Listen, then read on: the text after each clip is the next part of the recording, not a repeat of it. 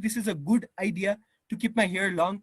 Do I think it suits me? It suits my personality? यसरी discuss गर्छु होला के त्यति बेला चाहिँ it's more about myself than the third party perspective. The third party perspective बाट भन्दाखेरि it's more about what's in general good है अथवा in general bad.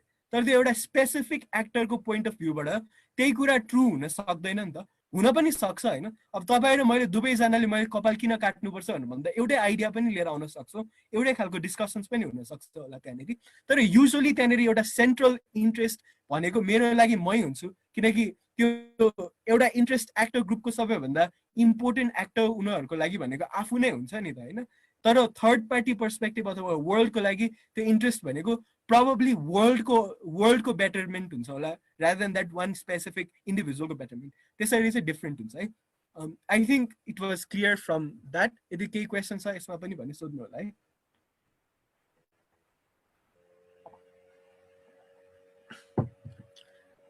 छैन भने अब हामी अगाडि बढ्यौं है. ओके अब चाहिँ हामी स्पिकर रोल्स को कुरा गर्छौं है. हिजो पनि हामीले धेरै डिस्कस गरेका छौं यसको बारेमा तर मैले त्यसमा स्पेसिफिक्समा गरेर कुरा गरेको थिइन. अब आज चाहिँ how do you build an 8 minute speech with 30 minutes of preparation time भन्ने बारेमा हामी बढी फोकस गर्छौं है. सो हामीले अस्ति डिस्कस गर्दाखेरि हिजो डिस्कस गर्दाखेरि हाम्रो के भनेको थियौं भन्दाखेरि हरेक स्पिकरहरुको छुट्टा छुट्टै रोल हुन्छ र त्यो रोल फुलफिल गर्नुपर्ने रेस्पोन्सिबिलिटी चाहिँ सबै स्पिकरहरुको हुन्छ र first speaker of the house हामी प्राइम मिनिस्टर पनि भन्छौं भनेर डिस्कस गरेका थियौं हैन. अब हामी चाहिँ प्राइम मिनिस्टरले डिबेटमा के रोल हुन्छ what roles do they play भनेर हामी अलिकति डिस्कस गरौँ है त. प्राइम मिनिस्टरको रोल भनेको डिबेटमा फर्स्टमा because they are the first speaker their role is to set up the debate or introduce the motion है. यो कुरा बुझ्नुहोस् है. Their role is to introduce the motion. अब फर एक्जाम्पल मोसन के छ होला भन्दा तपाईहरुलाई कुनै सजेसन छ मोसनको हामी डिस्कस गर्न मिल्ने एउटा सिम्पल खाले मोसन हिजो भन्नुभएको मोसन है त हिजो हाम्रो उपेन्द्र भाइले भन्नुभएको मोसनमा डिस्कस गरौँ दिस हाउस शुड ब्यान जू भन्ने मोसनमा है.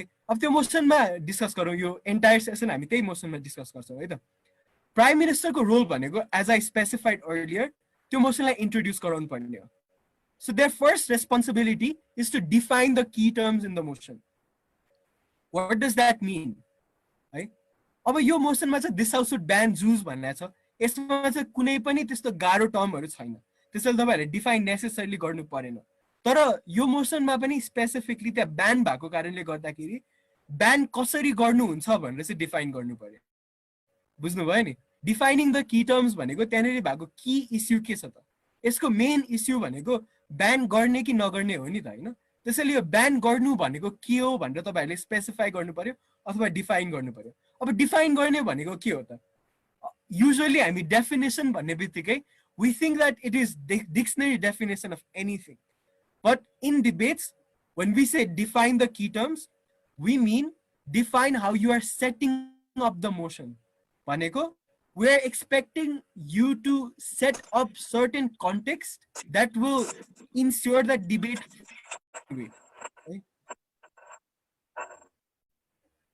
हर्षित को माइक अनम्युट रहेछ मैले म्युट गरिदिएँ है. Okay, sir. How do you set up the motion भनेर डिस्कस गर्नुपर्छ त्यति बेला चाहिँ सेट अप द डिबेट भनेर डिस्कस गर्नुपर्छ.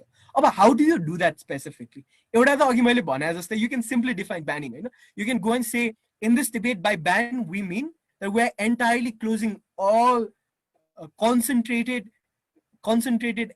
places where animals are kept and are caged. We don't think that it's justified for animals to be put in a cage. We expect them to roam around in wildlife and we in return support national reserves or wildlife reserves etc. You know यो कुराहरुलाई चाहिँ हामी support गर्छौं भनेर यसरी हामीले की term चाहिँ specify गरेर define गर्न मिल्यो है. Secondly and more important step भनेको you define the context.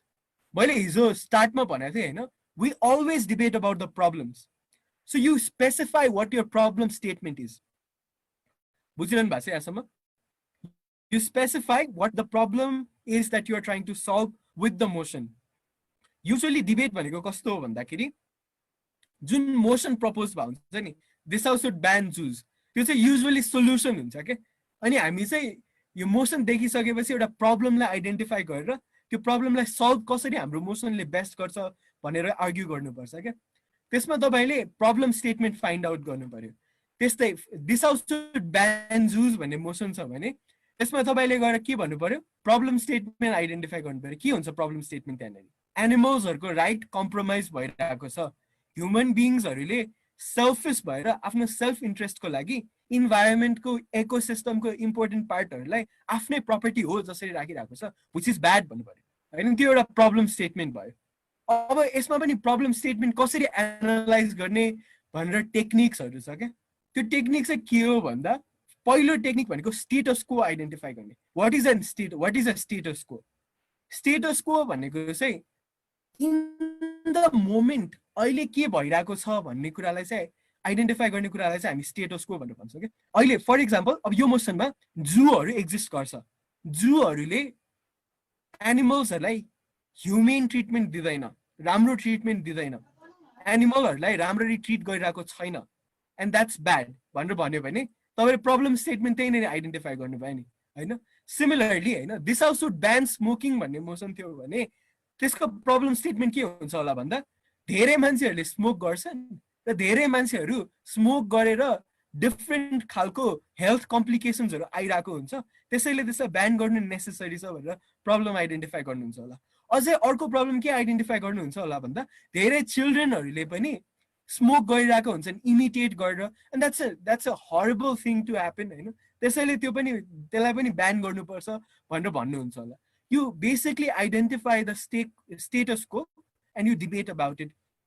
त्यसपछि है अर्को भनेको प्रब्लम स्टेटमेन्ट आइडेन्टिफाई गर्न स्टेक होल्डर्स पनि आइडेन्टिफाई गर्नुपर्छ। स्टेक होल्डर्स भनेको के हो त? स्टेक होल्डर्स भनेको people that are affected by the motion. This house should ban zoo भयो भने यसमा स्टेक होल्डर के हुन्छ? एउटा एनिमल्स हुन्छ, because animals are directly affected by it.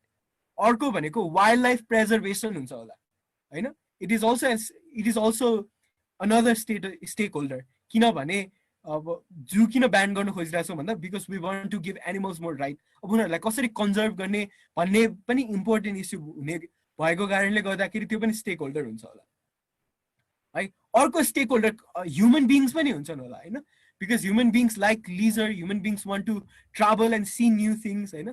अब उनीहरूको लागि यो सबै एक्टर्सहरूलाई कसरी अफेक्टेड भइरहेको छन् त अहिलेको प्रेजेन्ट कन्टेक्स्टमा भनेर आइडेन्टिफाई गर्नु नै प्रब्लम हो क्या।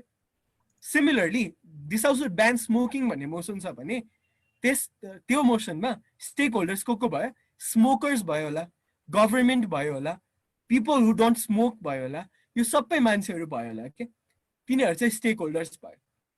अब यो सबै मान्छेहरू कसरी अफेक्टेड भइरहेको छ त इन द प्रेजेन्ट मोमेन्ट भनेर आइडेन्टिफाई गर्यो भने we come into a certain problem statement that we will intend to solve with the motion है। त्यो चाहिँ भयो प्रब्लम स्टेटमेन्ट। अब फाइनली त्यसपछि अर्को प्राइम मिनिस्टरले के गर्नु पर्यो? अर्जेन्सी अफ द मोसनलाई पनि आइडेन्टिफाई गर्नु पर्यो। अब अर्जेन्सी भनेको के हो? I think we all know what urgency is भनेको। अर्जेन्सी भने हामी अर्जेन्ट छ भनेर भन्छौँ नि होइन, त्यसैलाई अर्जेन्सी भनिन्छ। अब why do we need to do it right now भनेर भन्नु पर्यो कि why this is such an urgent matter that we need to solve it right now. यो प्रब्लम किन यति ग्रेभ छ that we need to act right now, and why the way that we are acting is the best way to go. भनेर चाहिँ urgency of the motion, त्यो स्टेटमेन्टको answer चाहिँ urgency of the motion। अब हेर्नुहोस् है 8 मिनटको स्पिचमा यो फर्स्ट मैले अहिले यति बेर एक्सप्लेन गरेँ नि, यसले 2 मिनट्स भन्दा बढी अकुपाई गर्दैन तपाईँको स्पिचमा है त। अब यहाँसम्म के क्वेसन छ भने भन्नुहोस् है। यो क्वेसन भनिसकेपछि बल्ल म I move forward to explaining other things. के क्वेसन छ? मैले एकदमै कम्प्लिकेटेड टेक्निकल कुराहरू भने भर्खर। I expect you guys to have some questions है।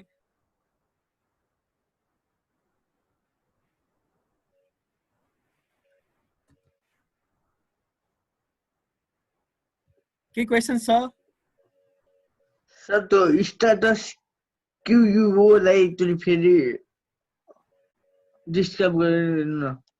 ओके म एकचोटि भन्छु है। स्टेटस को भनेको स्टेटस को भनेर भन्छ है, को भन्छ नि हामी नेपालीमा को, त्यस्तै स्टेटस को मात्र हो है।